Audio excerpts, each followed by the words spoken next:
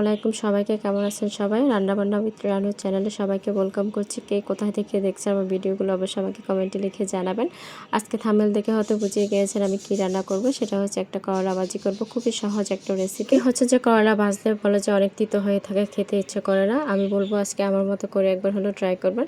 তো এখানে আমি যেটা করেছি, আস্তে অবস্থা করলাটাকে ধুয়ে একদম পাতলা করে কেটে নিয়েছি। তো এখানে কাঁচামরিচ ফালি দিয়ে দিলাম 1 মুঠোর মতো, পেঁয়াজ কুচি দিয়েছি 2 মুঠোর মতো হবে। এখানে লবণ দিয়ে দিলাম পরিমাণ মতো। তো আমি যেটা করি, একটু কালারের জন্য হচ্ছে যে হলুদ দিয়েছি অল্প একটু, যাতে কালারটা একটু সুন্দর আসে।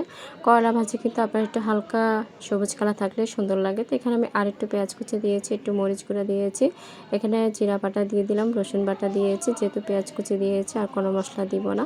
তো এখানে আমি যেটা দিয়েছি একদম দেশি চিংড়ি মাছ দিয়েছি 2 মুঠোর মতো হবে।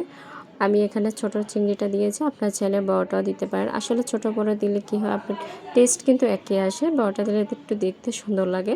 তো আমি হচ্ছে সব কিছু দিয়ে এখন হচ্ছে এই অবস্থা একটু মাখিয়ে নিচ্ছি, মানে ভাজার আগে আমি সব কিছু একটু মিশিয়ে নিই। আসলে এখানে আমি ভাজার সময় একটু স্কিপ হয়ে গিয়েছে, আমি যখন কড়াইতে তেল দিয়েছিলাম আমার ক্যামেরাটা একটু অফ ছিল। তো অবশ্যই এখানে করলা ভাজির সময় আপনারা একটু তেলটা বাড়িয়ে দেওয়ার চেষ্টা করবেন। এতে আমি করলাটা ঢেলে দিয়ে দিলাম, একটু নাড়াচাড়া করে দিয়েছি। তো দেখতে পাচ্ছেন, তারপরে কিন্তু আমি পানি রাখিনি, এরপর কিন্তু একটু পানি উঠেছে। তো আলতো হাতে একটু নাড়াচাড়া করিয়ে দিচ্ছি।